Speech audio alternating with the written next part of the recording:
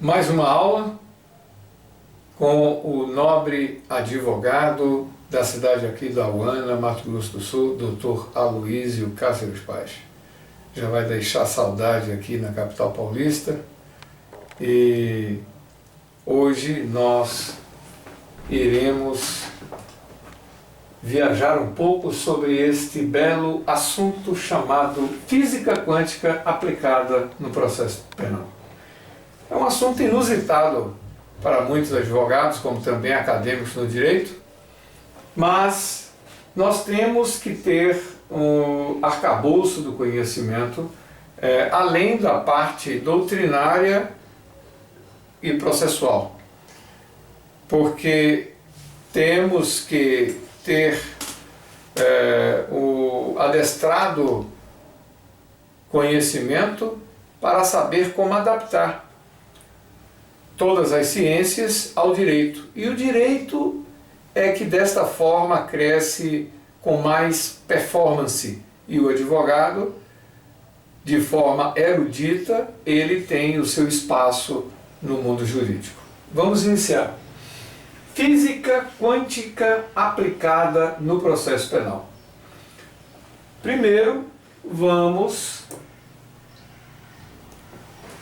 analisar essa primeira quadra, porque o direito ele fica muito bonito quando é transformado em poesia, onde através da rima o efeito da memória tem maior efusividade e com isso a pessoa pega, já estou cansado de dizer, a polpa e termina fazendo o seu próprio suco da maneira que lhe convier. E a polpa é o conhecimento condensado. E o suco é quando você vai buscar, através do assunto condensado, a pesquisa. Então você vai incrementar toda a aula através de uma pesquisa vasta e aumentar o seu acervo de conhecimento. Então você vai saber como utilizar a física quântica e aplicá-la no processo penal, aplicá-la no júri, numa sustentação oral, e você aprende e sente aquele gosto em saber lidar com outras ciências e não se tornar apenas aquele mero técnico.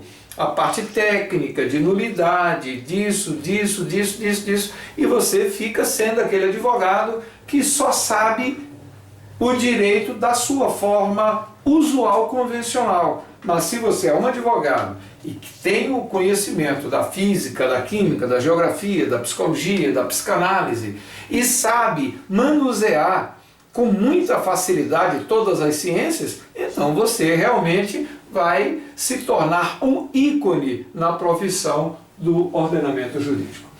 Então podemos observar a primeira linha na visão do mundo da teoria quântica. Então vamos analisar que o direito quântico ele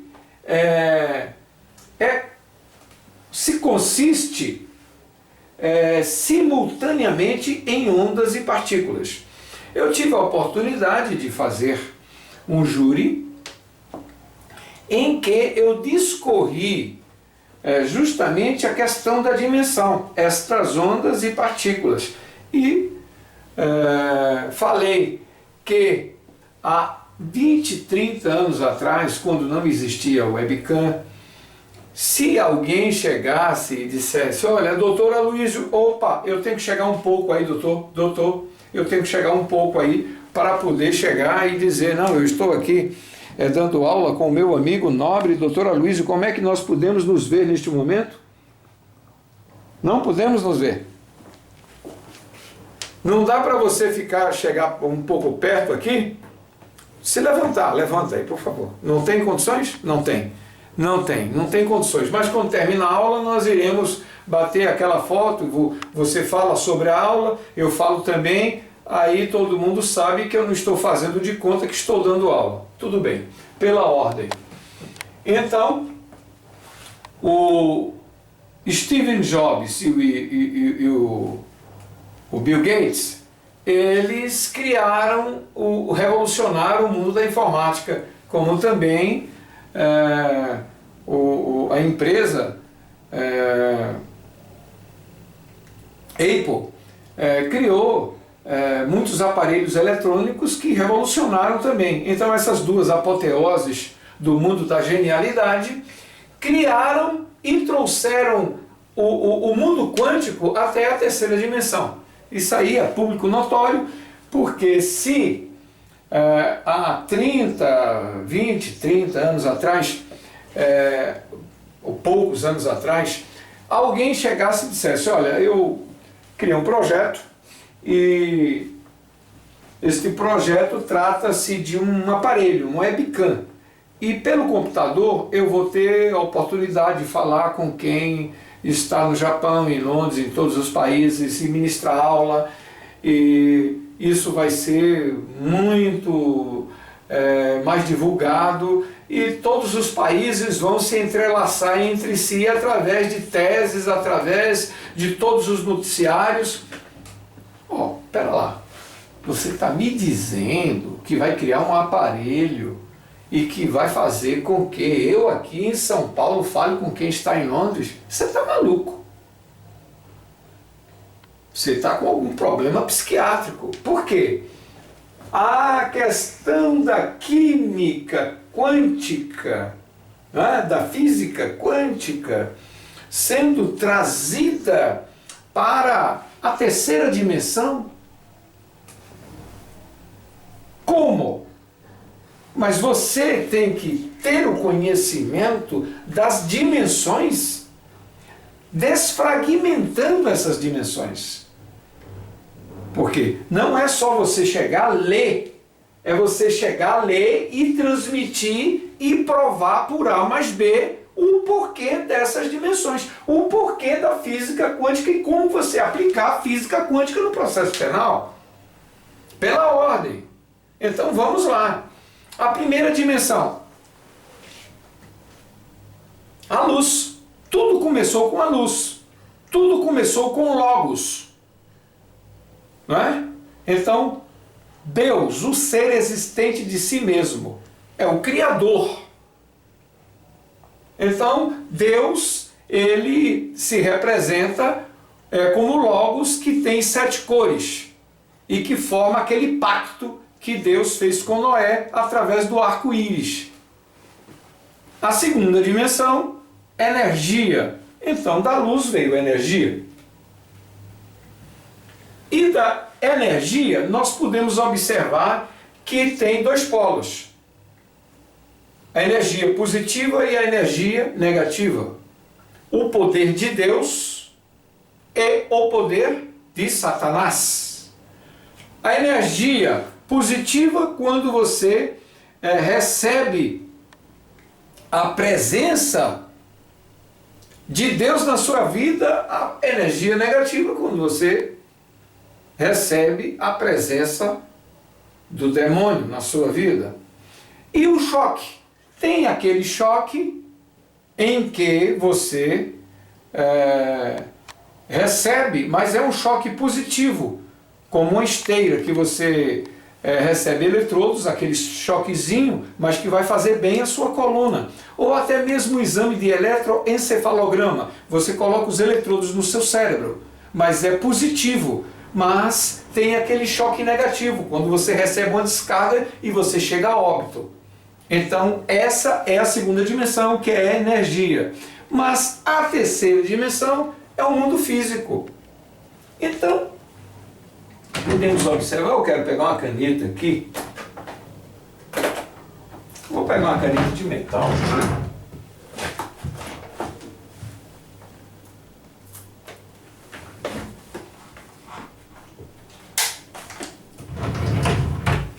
Então vamos pegar essa aqui. Essa caneta, antes dela chegar aqui ao mundo físico, ela estava na luz. Porque se você, antes dela chegar aqui ao mundo material, ela já existia no mundo invisível. E se você for desfragmentar essa caneta, você vai chegar à luz. Se você for desfragmentar qualquer objeto aqui desta terceira dimensão, você vai chegar à luz.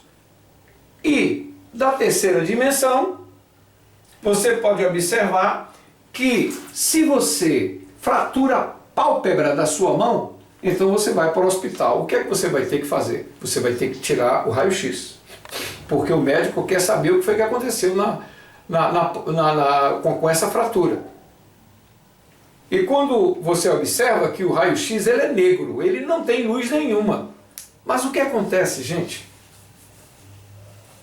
O próprio Senhor Jesus Cristo disse: vós sois o sal da terra e a luz do mundo. Então, se existe luz no seu corpo, quando um bebê nasce, todo mundo fala: a senhora deu a luz. Por quê? Nasceu uma criança inocente.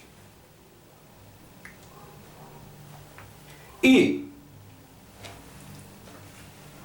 a partir do momento em que você tira a radiografia através do raio-x, a luz que está no seu corpo projeta a pálpebra da sua mão. Então isso aqui é de cunho teológico, como também físico quântico. Tem alguma dúvida? Doutor? Não.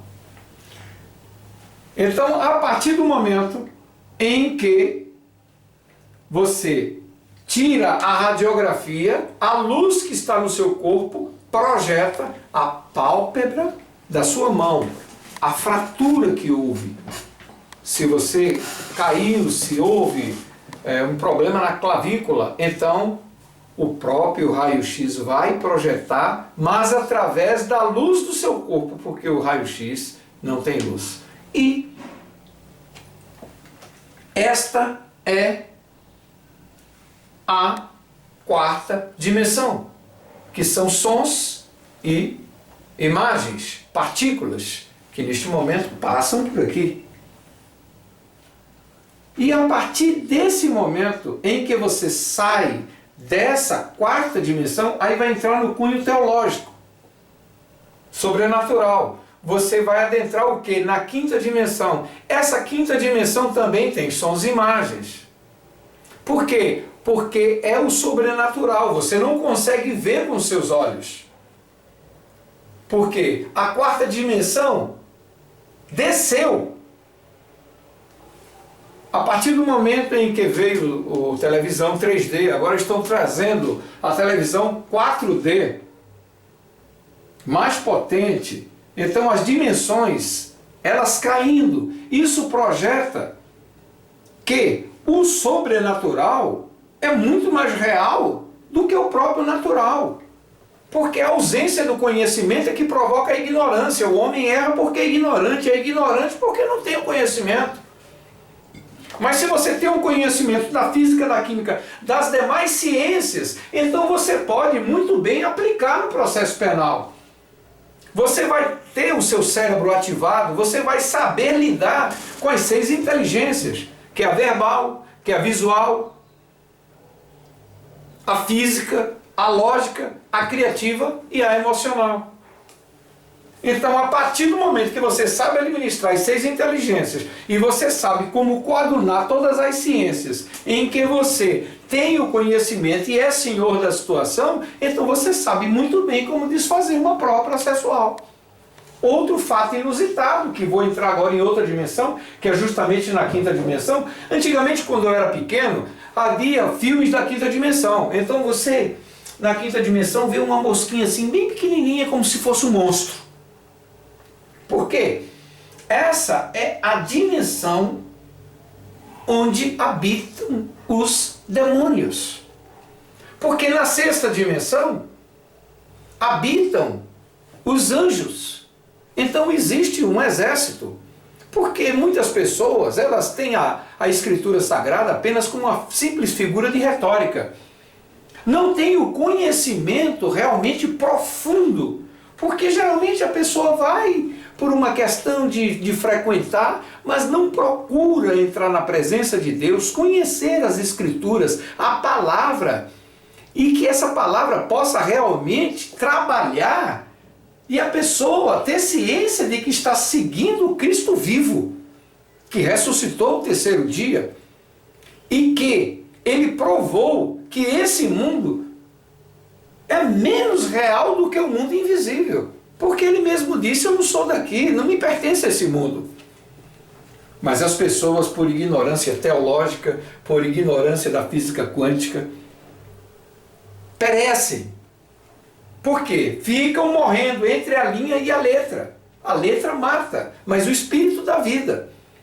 Então nós temos que ter o conhecimento intelectual, temos que ter o conhecimento da filosofia, da sociologia, de todas as disciplinas que abarcam a universalidade, todos os objetos culturais, mas temos que ter o conhecimento profundo também do verdadeiro poço de sabedoria, que é a Escritura Sagrada. Porque a Escritura Sagrada é uma fonte de história, é uma fonte de teologia, é uma fonte de geografia, é uma fonte de filosofia, é uma fonte de psicologia, é uma fonte de todas as ciências. E se você tem o conhecimento, então você navega nesse conhecimento e você tem o controle remoto na sua mão para saber adaptar, provar provando, e não provar apenas com simples palavras que vão se perdendo, mas que não têm um encaixe para que você possa convencer um conselho de sentença. Nesse sentido, eu quero entrar para mostrar como mudar muitas vezes o voto de alguns dos jurados que estão indecisos, e você, com esse arcabouço de conhecimento e seguríssimo daquilo que você está discorrendo, você consegue mudar esse voto e ganhar o júri. É justamente com relação à quinta dimensão de um júri que eu fiz na Barra Funda, no quinto plenário do júri, em que a ré, ela foi julgada pela morte do filho primogênito, que ela matou este filho com diversas facadas, o filho que mais amava. Tudo começou com Efésios capítulo 6, verso 10 a 20, diz que a luta não é com a carne e com o sangue, mas com todos os espíritos que estão nas hostes espirituais da maldade. Então a pessoa tem que ter o conhecimento para saber como enfrentar a batalha jamais pelejada, que é a batalha contra o exército contrário. E nisso, uma coisa é você ser religioso e outra coisa é você ser cristão. Uma coisa é você pensa que sabe e outra coisa é você verdadeiramente saber. Uma coisa é você ter fé, outra coisa é você pensar que tem fé. Uma coisa é você ter conhecimento e outra coisa é você pensar que tem o conhecimento. A partir do momento em que ela, como contadora, vivia de forma harmoniosa com seu esposo, tinha uma amiga, dava crédito a essa amiga, a melhor amiga que ela tinha, e esta amiga começou a se relacionar com o seu esposo, e o seu esposo chegou a um ponto de paixão que se separou dela, e ela ficou com os 3 filhos e abandonada pelo marido. Nisso veio o quê? Uma depressão. Esta depressão, ela procurou uma seita. Então, a porta começou a ser aberta para a entrada de espíritos contrários. E nisso, ele começou a dizer que Jesus era extraterrestre, que Jesus era metal. E ela criou uma comunidade no Orkut. E a partir desse momento ela começou a ter visões, pequenas visões, e essas visões foram aumentando. E ela começou a ter surtos psicóticos. Por quê? Porque ela abriu a porta. Então, se ela abriu a porta, a mente é o campo de batalha. Então houve invasão de espíritos contrários. E ela começou a ter visões em que as serpentes iriam matá-la juntamente com seus filhos. Então, num dia amanheceu, o filho foi na casa de uma senhora, no apartamento ao lado dela, pedir porque a mãe estava passando mal, e deu chá, e ela foi e ficou na casa dessa senhora com o filho, e de repente ela começou a pular junto com os filhos e pulando, e começou a ver que as serpentes queriam matá-la e disse: as serpentes estão querendo me matar com os meus filhos. E pediu para que a vizinha ligasse para a polícia. Ligaram para a polícia e a polícia passou 3 horas para poder chegar nesse condomínio, pediu socorro ao síndico e de repente ela entrou e começou a guardar as facas e de repente ela começou a ter essas visões num aumento sobressaliente. E essas visões vinham de que dimensão? Essas visões não podiam vir da dimensão de Deus, mas da dimensão do demônio.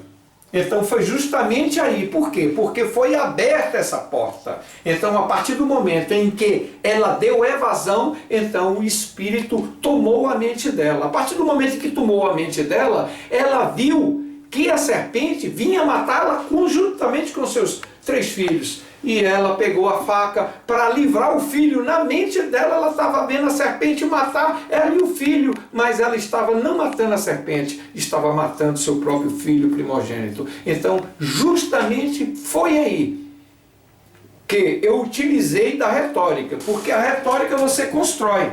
Mas para você construir a retórica e utilizar de uma oratória diferenciada, você tem que ter o conhecimento. Não existe orador sem conhecimento. O orador ele tem que ter o conhecimento, mas o conhecimento só da parte processual é muito frágil para que você possa vencer um embate, muitas vezes, com um promotor que também é um intelectual e tem um conhecimento assombroso. Então você tem que saber mais que o promotor. Você tem que vozear de uma forma tal para que, quando você segurar nas rédeas, se você tem o controle remoto, você sabe que você vai mudar o estado mental a qualquer momento de algum dos jurados que estão acatando a tese na fala da promotoria. E nesse momento, que tipo de dramatização você vai fazer? Você tem que agir com sobriedade, encarnando o personagem, porque você cria o personagem. Se você vai dramatizar, você vai ter que criar o personagem. Mas de que forma você vai criar o personagem? Senhores jurados, neste momento, eu quero dizer a vossas excelências que nada acontece por acaso. Uma mãe que sempre dispensou o carinho na educação, como mãe do lar, não iria matar seu filho primogênito do nada. Um surto psicótico também não vai ocorrer do nada. Mas como foi que tudo ocorreu? Ela começou a ter visões. De onde vieram essas visões? Porque se ela fosse uma criminosa, por que ela pediu socorro à vizinha? Por que ela pediu? Por que ela chamou a polícia? Por que ela pediu socorro ao síndico? Mas ninguém socorreu a tempo. E ela ficou com aquelas visões. Ela queria se desvencilhar para salvá-la juntamente com os filhos. E aquela visão estava mostrando que o seu próprio filho primogênito era a serpente que estava querendo matá-los. E naquele momento, senhores jurados, quando esta pobre mãe moribunda começou a esfaquear o filho, pensando que era serpente, estava matando o seu filho que mais amava. E as lágrimas que ela verteu nesta sessão plenária não são lágrimas de uma mãe que fez isso por prazer de matar.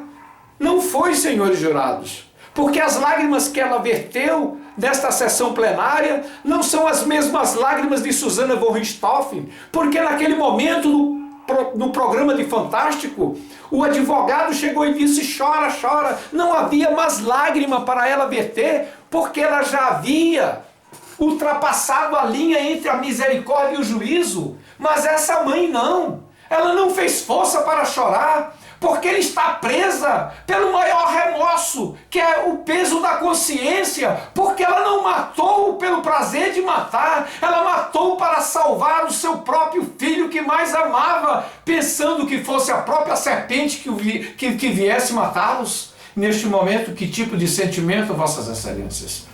Vossas Excelências podem ter, a não ser que a própria física quântica, através de partículas de ondas, através da quinta dimensão, saiu da quinta dimensão, veio para a quarta dimensão, para poder chegar na terceira dimensão e tomar a mente desta pobre mulher e fazer com que ela se tornasse hoje na pior bandida possível, como assassina do seu filho primogênito.